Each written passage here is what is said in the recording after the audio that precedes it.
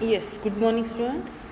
Today we will start the next lesson from the B1, means botany, plant growth and mineral nutrition. Now, what is mean by the growth? सर्वांना तुम्हाला माहिती आहे growth म्हणजे काय. What is mean by the growth? Growth in the sense there is an increase in the length, width or number of the cells or the number of the tissues in the living organism is called as the growth. Now, growth is the characteristic feature of living organism. It is the characteristic feature. Growth is characteristic feature of the living organism. So, now this in the plant and animal, what is the difference in between the growth of the plant and animal? You already know about the growth of plant and growth of animals. बघा, प्लांटची growth आणि ॲनिमलची growth जर बघितली तर त्याच्यात नेमका difference हा असतो. आपण लास्ट इयरला शिकलेलो आहे की प्लांटची ग्रोथ ही ठराविक भागात होते.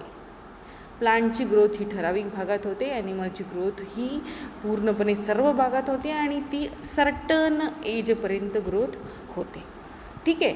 सो प्लांटच्या ग्रोथला लागणारे मिनरल्स कुठले आणि ग्रोथ हार्मोन्स कुठले, हे ग्रोथ हार्मोन्स आणि मिनरल लागणारे महत्त्वाचे minerals we will see in this lesson. So first of all I want to inform you that this lesson contains near about 7.1 to 7.13 subunits. या लेसनमध्ये 7.1 ते 7.13 पर्यंत सबयुनिट्स आहेत. But from that 7.1 to 7.13 subunits, only 7.9 subunit which is called as the growth hormone, this will come on in the board exam. फक्त 7.9 जो तुमच्या टेक्स्टबुकमध्ये दिलेला आहे, म्हणजे पेज नंबर तुमचा झाला 138मध्ये जे ग्रोथ हार्मोन्स दिलेले फक्त ते आणि तेच ग्रोथ हार्मोन्स तुम्हाला आत्ता अभ्यासासाठी आहेत. बाकीचा सिलेबस हा कमी केलेला आहे. सो जे आहे तेवढंच आपल्याला आज बघायचं आहे. So we will start about the growth hormones. आता ग्रोथ हार्मोन्स म्हणजे काय? ग्रोथ हार्मोन्स म्हणजे काय बघा.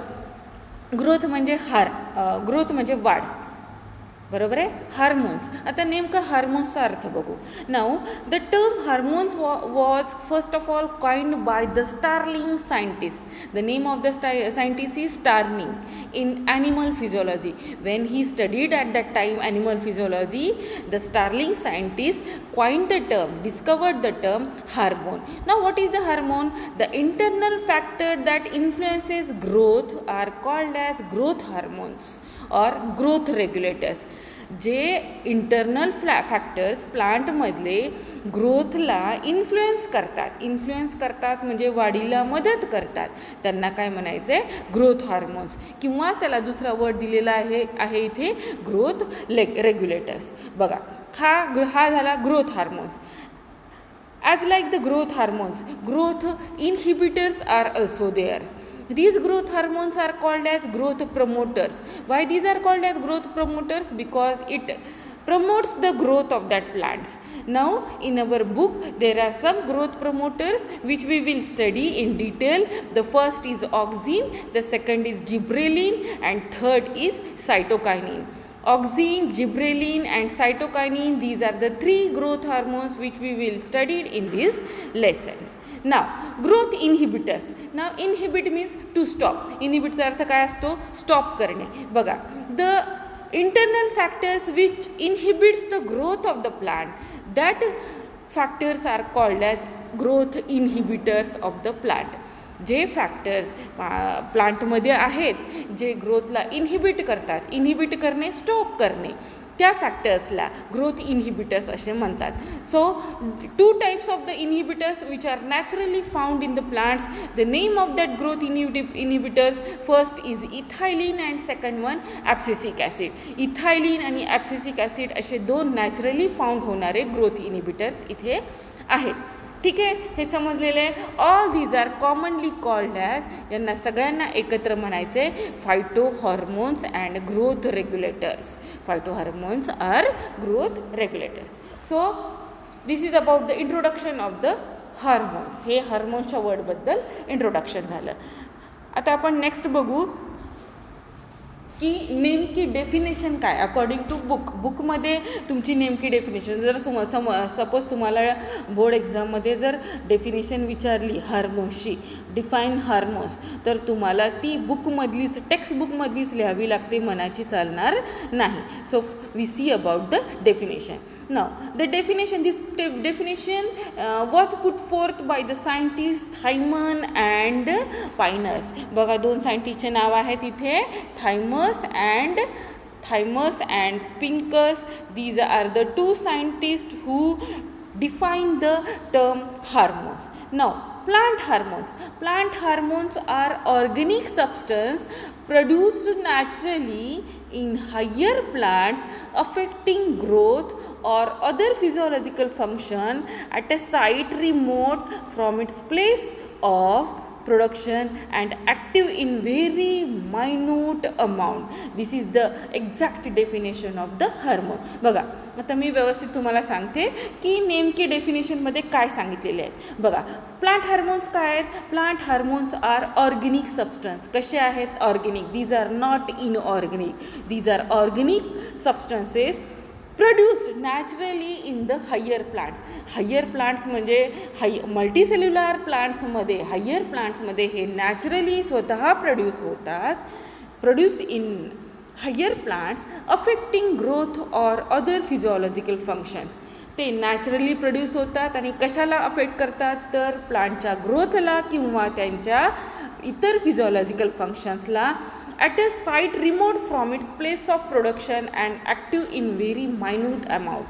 त्यांच्या प्लेस ऑफ प्रोडक्शनच्या जागी ते ॲक्टिव्ह होतात किंवा त्याच्यापासून दूरच्या जागात ॲक्टिव्ह होतात आणि त्याची लागणारी क्वांटिटी किती आहे? अतिशय कमी, अतिशय मायन्यूट अमाऊंटमध्ये हे हार्मोन्स प्रोड्यूस होतात. आणि तेवढे हार्मोन्स हे सफिशियंट आहेत कशासाठी? तर प्लांटच्या ग्रोथला आणि दुसऱ्या फिजिओलॉजिकल ॲक्टिव्हिटी फंक्शन्स व्हायला. So this is the exact definition which is defined by the scientist Thimann and Pincus. So you understand, hope you understand the definition of Thyman and definition of hormone described by the Thyman and Pincus. So we see in detail the functions of these hormones. First, me already तुम्हाला सांगितलेले आहेत की 3 growth promoters आहेत आपल्याकडे. कोणते 3 growth promoters सांगितले होते तुम्हाला? Auxin, gibberellin and cytokinin. कसं लक्षात ठेवायचे? AGC are growth promoters or plant growth hormones which are responsible for the growth of the plant. So first we see about the auxin. आधी बघू आपण पहिलं auxin. Auxin, the spelling of the auxin is AUXINS. This English spelling, this English word is derived from the Latin word AUXIEN. This is the Latin word and the meaning of that Latin word is to grow. काय होणे? वाढणे. आणि त्या ऑक्झिनपासनं हा English word झालेला आहे ऑक्झिन्स, AUXIONS. म्हणजे त्या शब्दातच त्याचा अर्थ आहे की जो ग्रोथला रिस्पॉन्सिबल आहे, जो ग्रोथला मदत करतो, त्याला काय म्हणलेलं आहे? ऑक्झिन्स. नाव FW वेंट इन 1931. बघा इथे दिलेलं आहे FW went in 1931 use this term first auxin. पहिल्यांदा ऑक्झिन हा वर्ड कुणी शोधला? तर FW went in 1931 and this auxin was isolated from the urine of a person suffering from pellagra. बघा, हे ऑक्झिन त्या सायंटिस्टनी वेंटनी कुठून आयसोलेट केलं आहे? कुठून वेगळं काढलेलं आहे? Urine of a person. एका पर्सनच्या युरिनमधनं. त्या पर्सनला काय झालेलं होतं? पेलाग्रा नावाचा डिसीज. आता हा डिसीज नसून जर B3ची डिफिशियन्सी असेल एखाद्या व्यक्तीला तर that person is suffering from by a pellagra. Pellagra means deficiency of. Okay, now it is synthesised. बापरे,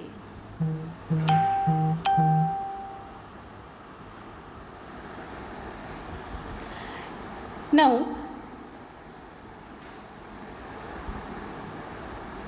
In plants, it is synthesized in growing tips of meristematic regions of plants from where it is transported to the other parts. प्लांट्समध्ये हे कुठे synthesise होतं, कुठे तयार होतं? In the growing tips or meristematic region. बघा, जेव्हा plant grow होतो तेव्हा हे जे टिप आहे याला मेरिस्टेमॅटिक रिजन म्हणतो. त्या मेरिस्टेमॅटिक रिजनमध्ये हे ऑक्सिन तयार होते. Where it is transported to other plant parts, या रिजनकडनं हे बाकीच्या प्लांट्सकडे ट्रान्सपोर्ट होतं. The most common and important natural auxin is indole 3 acetic acid.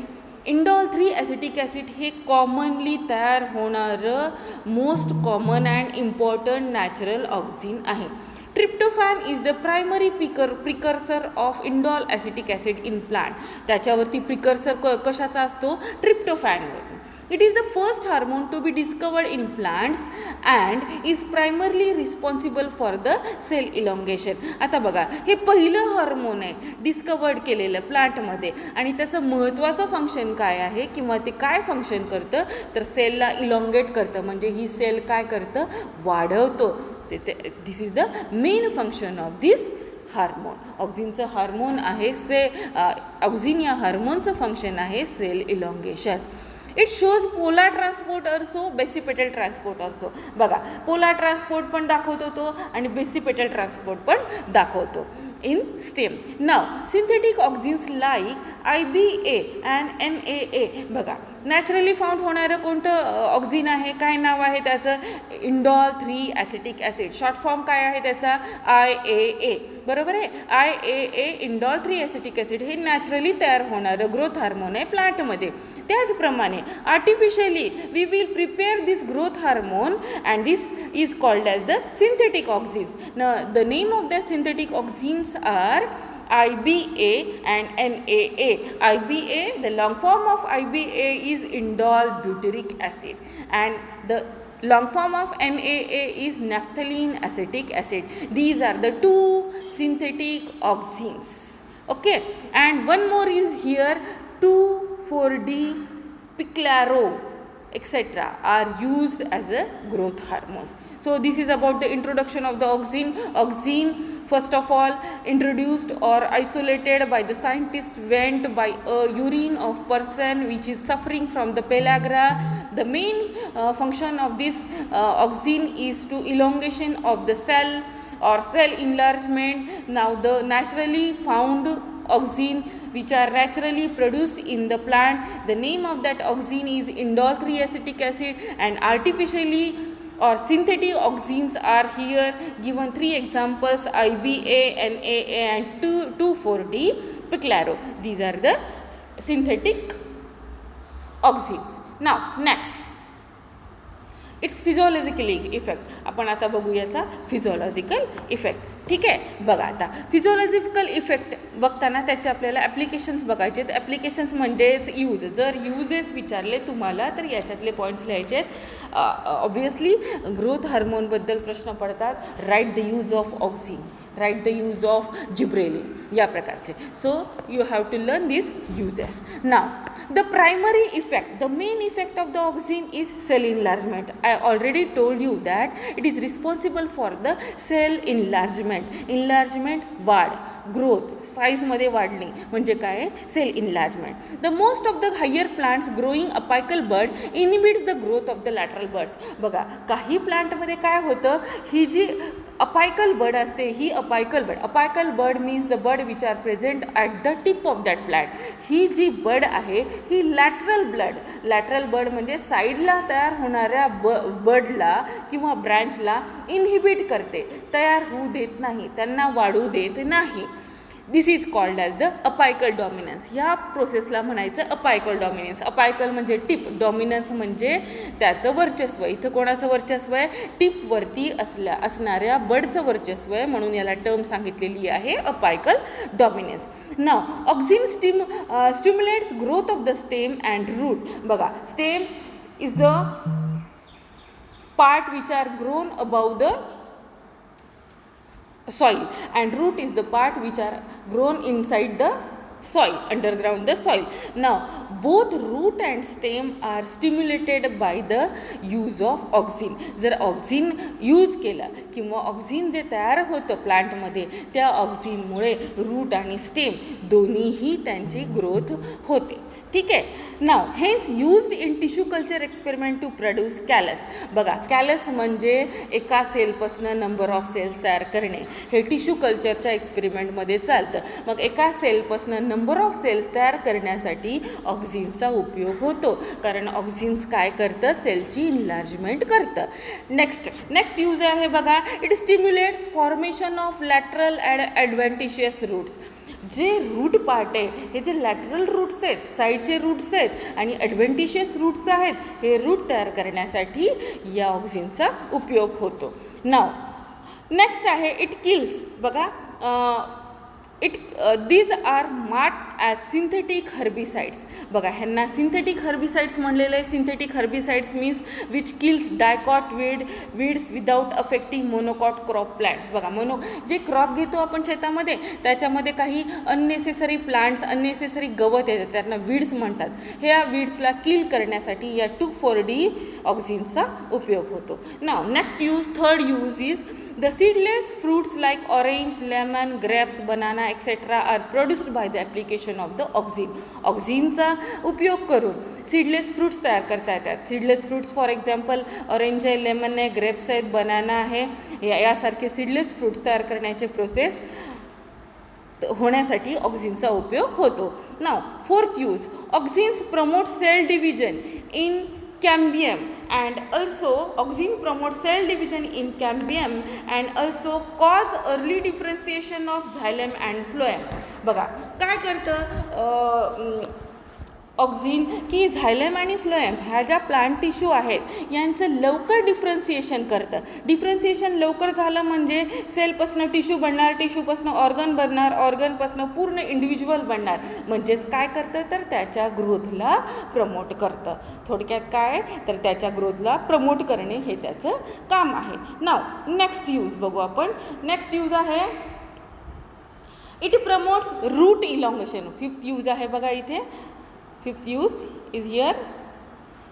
It promotes root elongation in low concentration and shooting at higher concentration. बघा route म्हणजे underground part. Underground पार्टला म्हणजे रूटला elongate करण्यासाठी अतिशय लो कॉन्सन्ट्रेशनमध्ये ऑक्झिन द्यावं लागतं, म्हणजे कमी प्रमाणात ऑक्झिन द्यावं लागतं.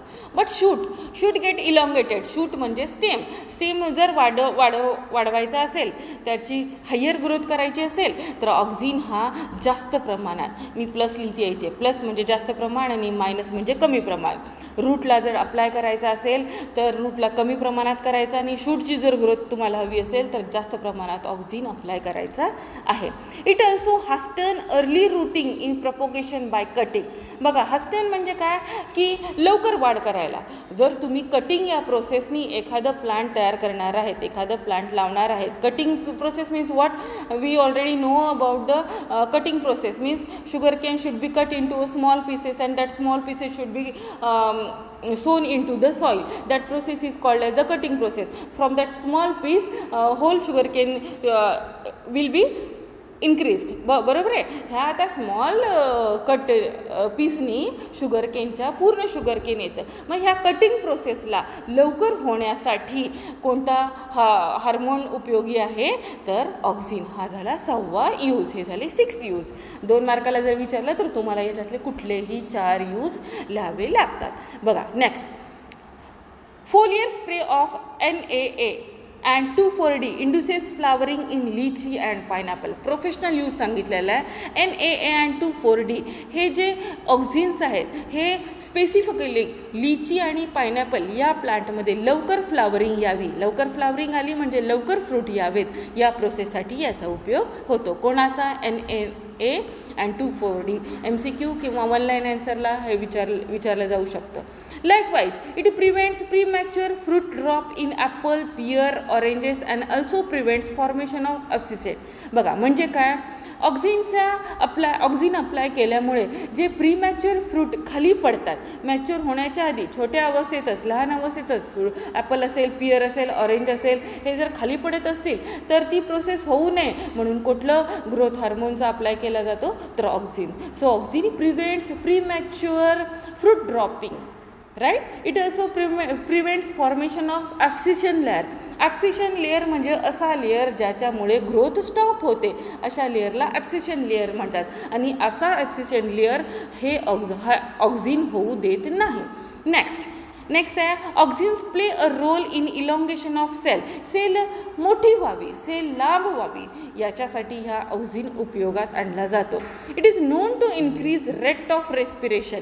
बघा, it is known to increase rate of respiration. Actually ऑक्झिनमुळे काय होतं तर रेट ऑफ रेस्पिरेशन प्लांटच्या सेलचा वाढतो.